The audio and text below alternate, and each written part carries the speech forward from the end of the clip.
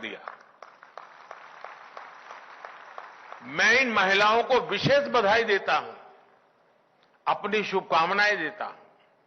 Friends, Bharat में जितनी सांस्कृतिक विविधता है, उतनी ही खाद्य विविधता, फूड डायवर्सिटी भी है। हमारी ये फूड डायवर्सिटी दुनिया के हर इन्वेस्टर के लिए एक डिविडेंड है। आज जिस तरह पूरी दुनिया में भारत के प्रति जिज्ञासा बढ़ी है, वो भी आप सभी के लिए बहुत बड़ी अपॉर्चुनिटी लेकर आया है। पूरी दुनिया की फूड इंडस्ट्री के पास भारत की खाद्य परंपराओं से भी सीखने के लिए बहुत कुछ है। हमारे यहां सदियों से एक बात,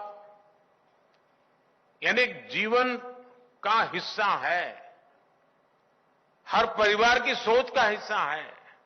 हमारे यहां कहा जाता है, यथा अन्नम तथा मन्नम, अर्थात हम जैसा खाना खाते हैं वैसा ही हमारा मन भी बनता है। यानी फूड न केवल हमारी फिजिकल हेल्थ में बहुत बड़ा फैक्टर होता है, बल्कि हमारी मेंटल हेल्थ में भी बहुत बड़ा रोल निभाता है। भारत का सस्टेनेबल फूड कल्चर हजारों वर्षों की विकास यात्रा का परिणाम है। हमारे पूर्वजों ने फूड हैबिट्स को आयुर्वेद से जोड़ा। आयुर्वेद में कहा जाता है, ऋत भुक, अर्थात सीजन के हिसाब से खान पान, मित भूख अर्थात बैलेंस डाइट, और हित भूख अर्थात हेल्दी फूड्स। ये भारत की वैज्ञानिक समझ का अहम हिस्सा है। सदियों से भारत से होने वाले खाद्यान्न और खासकर मसालों के व्यापार के जरिए भारत के इस ज्ञान का लाभ पूरे विश्व को मिलेगा। आज जब हम ग्लोबल फूड सिक्योरिटी की बात करते हैं, जब ग्लोबल हेल्थ को लेकर इतने कंसर्न्स एक्सप्रेस किए जाते हैं, तो ये जरूरी हो गया है कि हमारी फूड प्रोसेसिंग इंडस्ट्री सस्टेनेबल और हेल्दी फूड हैबिट के इस एंशिएंट नॉलेज को भी जाने, समझे और उसे एडॉप्ट करे। मैं आपको उदाहरण देता हूं मिलेट्स का। इस साल दुनिया इंटरनेशनल मिलेट ईयर मना रही है। हम सब जानते हैं कि मिलेट्स हमारी सुपर फूड बकेट का हिस्सा है।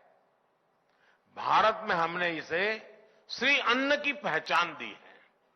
सदियों से अधिकांश सिविलाइजेशन में मिलेट्स यानी श्री अन्न को बहुत प्राथमिकता दी जाती थी।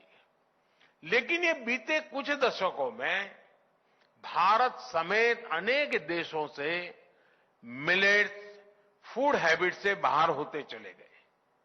इसका बहुत बड़ा नुकसान ग्लोबल हेल्थ को भी हुआ, सस्टेनेबल फार्मिंग को भी हुआ और सस्टेनेबल इकोनॉमी को भी हुआ। भारत की पहल पर आज दुनिया में एक बार फिर मिलेट्स को लेकर जागरूकता अभियान शुरू हुआ है। मुझे विश्वास है, जैसे इंटरनेशनल योग दिवस ने योग को दुनिया के कोने कोने तक पहुंचाया, वैसे ही अब मिलेट्स भी दुनिया के कोने कोने तक पहुंचेंगे। अभी जब भारत ने G20 समिट में दुनिया के बड़े बड़े लीडर्स को होस्ट किया और इसी स्थान पे हुआ था, तो उन्हें भी मिलेट से बनी डिशेस खूब पसंद आई।